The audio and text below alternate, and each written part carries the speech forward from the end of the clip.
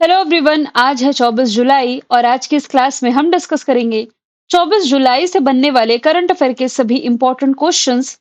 Previous class में हमने देखा था कि जगदीप धनखड़ जो कि 14 नंबर के वाइस प्रेसिडेंट थे, इन्होंने अपने पद से इस्तीफा दिया।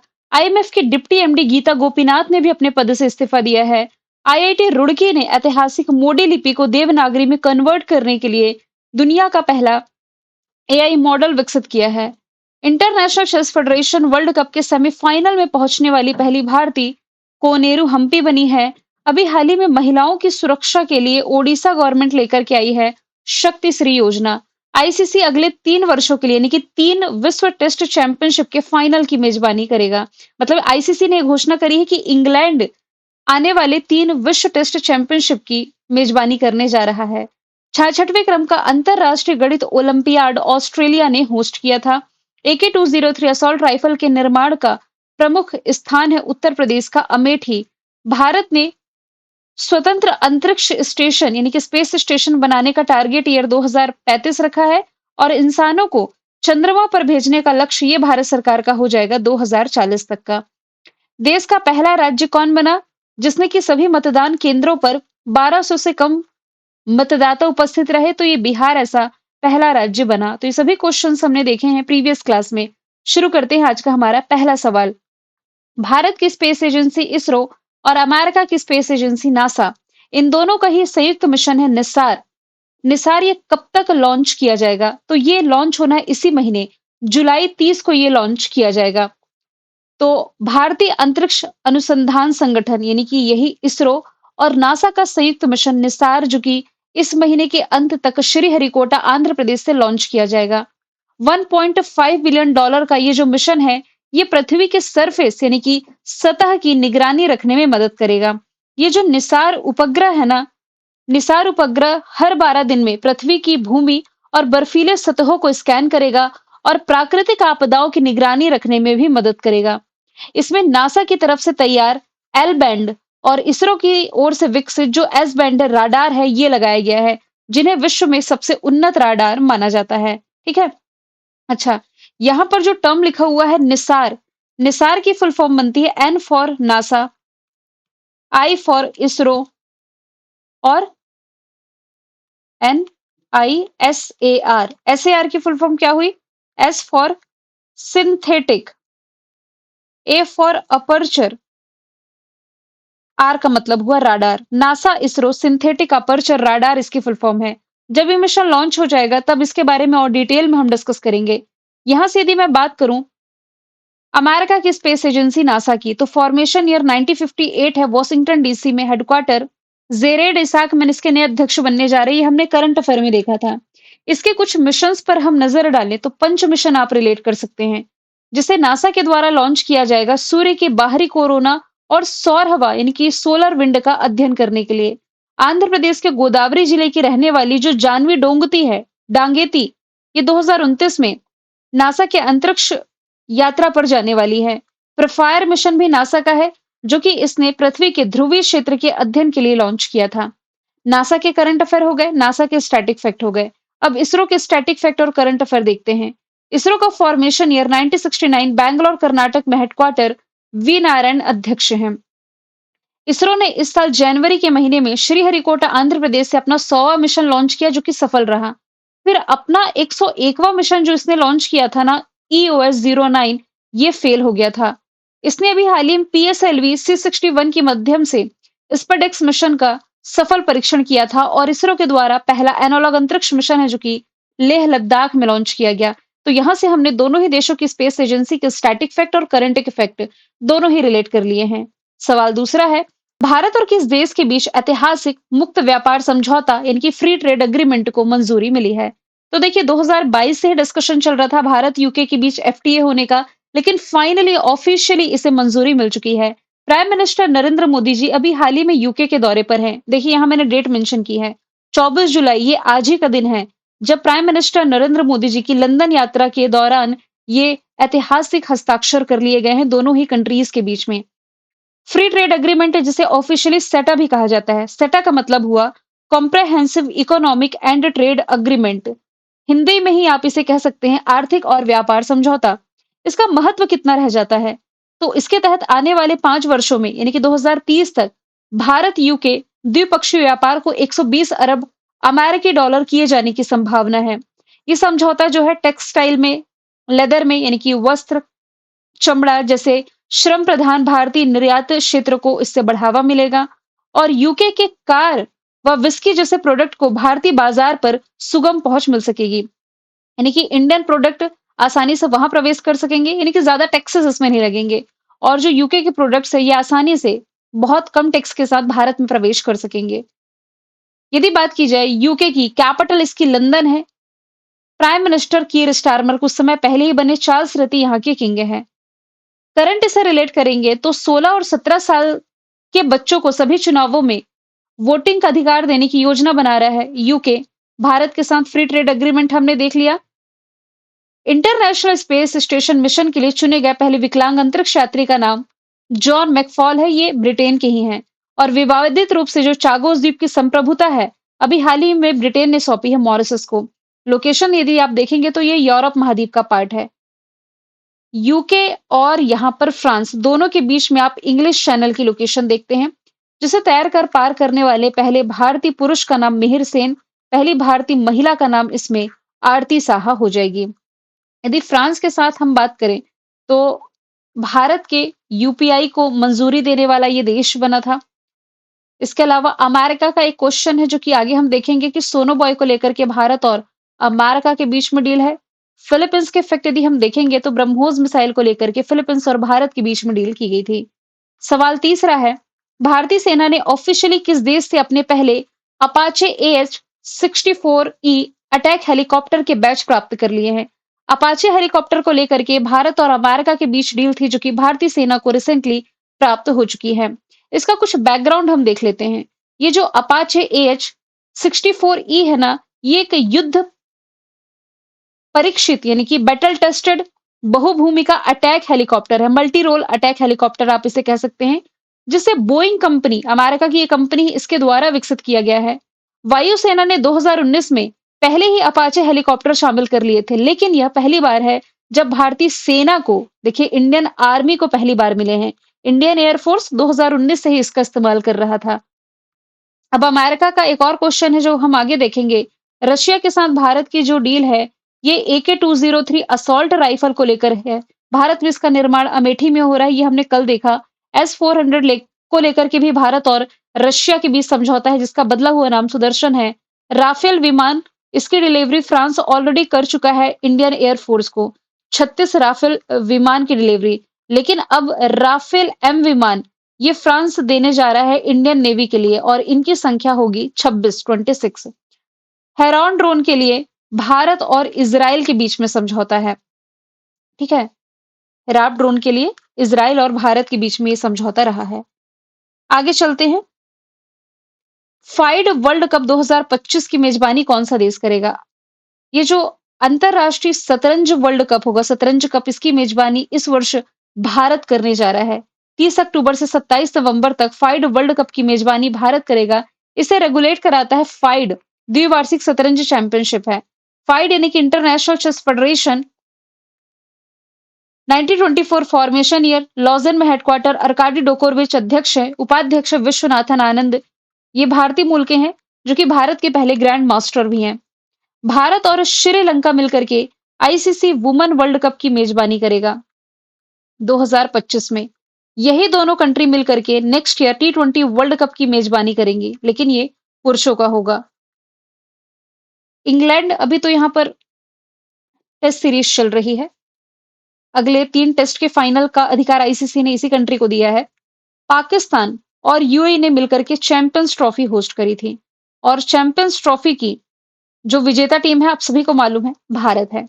सवाल 5वां है, भारत के सबसे बड़े हरित हाइड्रोजन संयंत्र का अनावरण किस शहर में किया गया? ये जो सबसे बड़ा ग्रीन हाइड्रोजन प्लांट है इसका उद्घाटन अभी हाल ही में हरियाणा के पानीपत में किया गया है। L&T यानी कि लॉजन एंड टर्बो की ही एक ब्रांच कंपनी है। इंडियन ऑयल, इसकी पानीपत रिफाइनरी में हरित हाइड्रोजन प्लांट ये स्थापित करने जा रही है। L&T के अनुसार ये जो प्लांट है 25 वर्षों तक इंडियन ऑयल को सालाना 10,000 टन ग्रीन हाइड्रोजन की आपूर्ति करेगा और ये भारत की सबसे बड़ी सुविधा है। यदि बात की जाए हरियाणा की, क्योंकि पानीपत हरियाणा में है, इसकी कैपिटल चंडीगढ़, मुख्यमंत्री नायाब सैनी, नए राज्यपाल असीम कुमार घोष बने।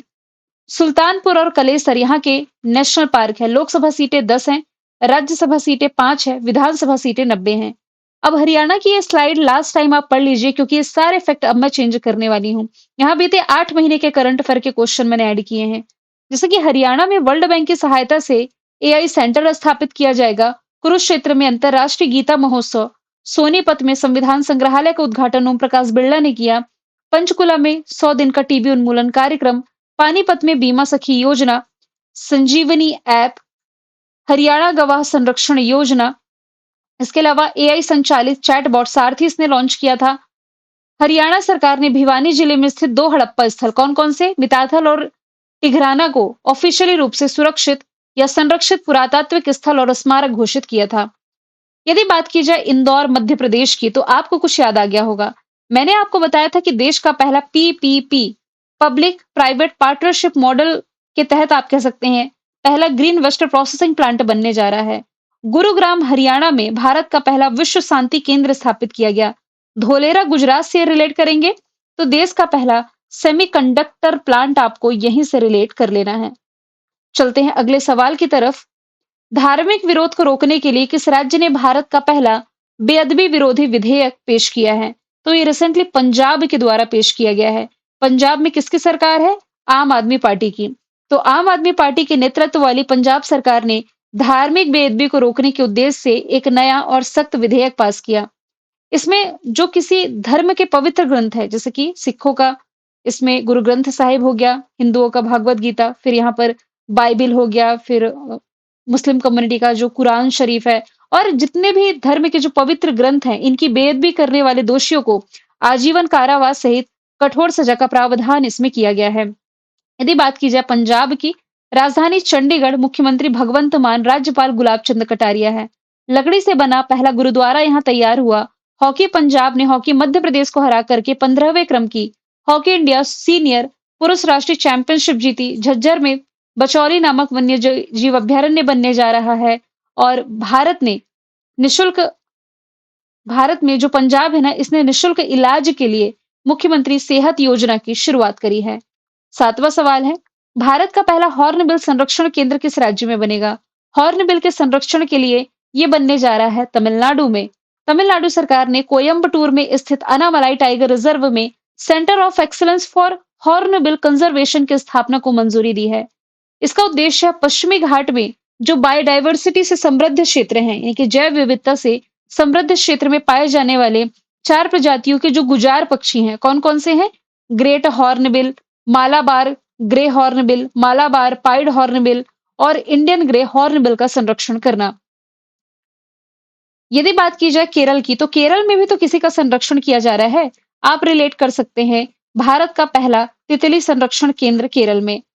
तमिलनाडु में पहला ऊर्जा द्वीप रिलेट कर सकते हैं, पहला डुगोंग संरक्षण केंद्र, समुद्री गायों के संरक्षण के लिए पहला संरक्षण केंद्र तमिलनाडु में।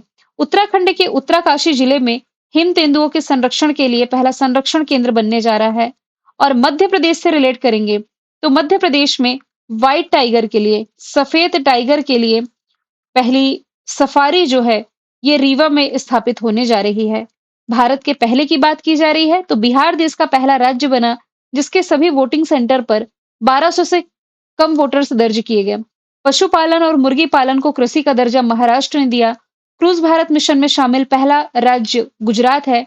जहाजों के लिए समर्पित नीति पेश करने वाला राज्य महाराष्ट्र। गाय को राजमाता की उपाधि देने वाला राज्य महाराष्ट्र। देश की पहली एआई यूनिवर्सिटी महाराष्ट्र में। खुद का ओटीटी प्लेटफॉर्म लॉन्च किया केरल ने। पहली डिजिटल यूनिवर्सिटी, माफ कीजिएगा, पहला पूर्ण डिजिटल साक्षर राज्य। डिजिटल यूनिवर्सिटी यहां से नहीं रिलेट करनी है आपको। वरिष्ठ नागरिक आयोग की स्थापना, सबका आंसर केरला है। राज्य की विधानसभा में अनुवाद प्रणाली, पहली वाटर यूनिवर्सिटी, ये दोनों का आंसर आपका उत्तर प्रदेश है। जैविक खेती लागू करने वाला पहला राज्य सिक्किम है।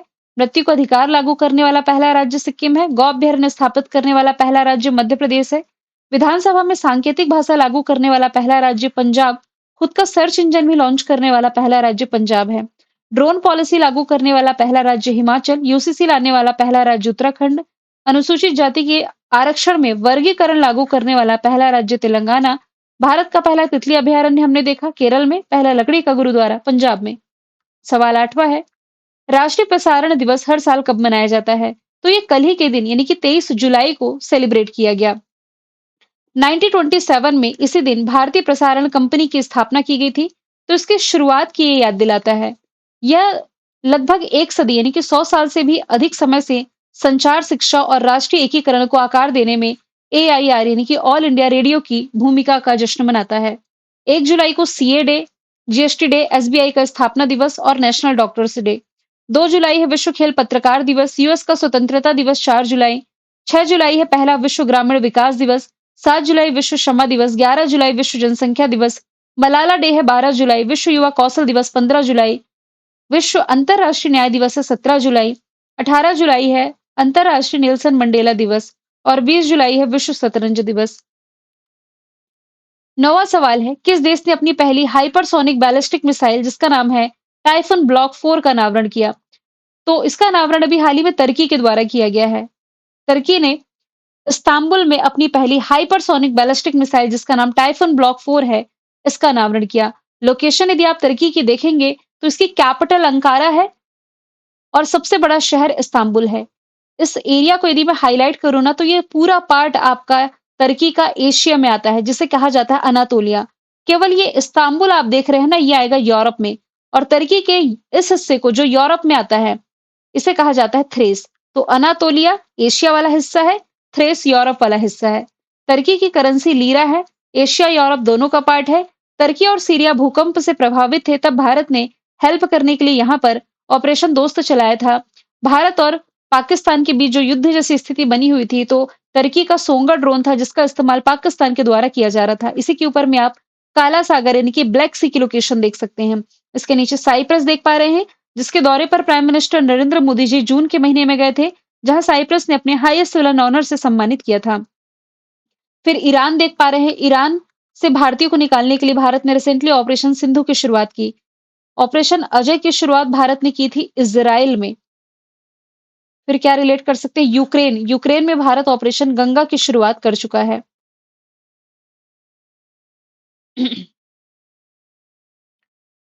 अच्छा, इजराइल का ड्रोन हमने देख लिया, चाइना का चाइना सेट 10R रिलेट कर सकते हैं, साइंस एंड टेक से रिलेट करेंगे तो। और चामरान 1 जो कि ईरान का स्वदेशी उपग्रह लॉन्च किया गया था, ये रिलेट कर सकते हैं। सवाल 10वां है, 22 जुलाई 2025 को किस देश ने तीसरी बार यूनेस्को से हटने की घोषणा करी? तो अमेरिका ऐसी घोषणा पहले भी कर चुका है, अब से 2 दिन पहले 22 जुलाई को इसने फिर से यूनेस्को से हटने का फैसला कर लिया है। इजरायली विरोधी पूर्वाग्रह का हवाला देते हुए ये तीसरी बार है जब अमेरिका ने ऐसा फैसला किया है और ये निर्णय दिसंबर 2026 के अंत में प्रभावी भी हो जाएगा। UNESCO United Nations Educational, Scientific and Cultural Organization, Paris France में इसका हेडक्वार्टर है। अब अमेरिका की स्लाइड देख लेते हैं। Capital Washington DC, currency dollar, president Donald Trump है। इसके करंट के इफेक्ट मैंने अपडेट किए हैं। Javelin anti tank guided missile ये अमेरिका के द्वारा विकसित की गई है। गोल्डन डोम ये एक अंतरिक्ष आधारित मिसाइल सुरक्षा प्रणाली है, ये भी अमेरिका ने विकसित की। अमेरिका ने मुंबई हमले के दोषी तहव्वूर राणा को भारत को सौंपा है। अल्जाइमर का इनिशियल लेवल पर पता लगाने के लिए पहले ब्लड टेस्ट को इसने मंजूरी दी, पहला ब्लड ट्रांसप्लांट किया। एलन मस्क ने नई राजनीतिक पार्टी की घोषणा की जिसका नाम अमेरिका पार्टी होगा। यहाँ के उपराष्ट्रपति जेडी वेंस अप्रैल के महीने में भारत के दौरे पर आए हुए थे। सोनो बॉय को लेकर के भारत अमेरिका के बीच साझेदारी है। बाल्ड ईगल को ऑफिशियली इसने अपना राष्ट्रीय पक्षी डिक्लेयर किया और dark eagle anti missile system भी अमेरिका ने ही विकसित की है। मैंने कल आपसे पूछा था सिम्बेक्स अभ्यास का 32वां एडिशन भारत और किस देश के बीच होगा? आंसर था सिंगापुर। आज का सवाल है, वन डिस्ट्रिक्ट वन प्रोडक्ट पुरस्कार 2024 के तहत सबसे अधिक पुरस्कार किसने जीते हैं? तो आंसर इसका जो भी आप कमेंट बॉक्स में बताइए। मिलेंगे नेक्स्ट वीडियो में। Thank you so much.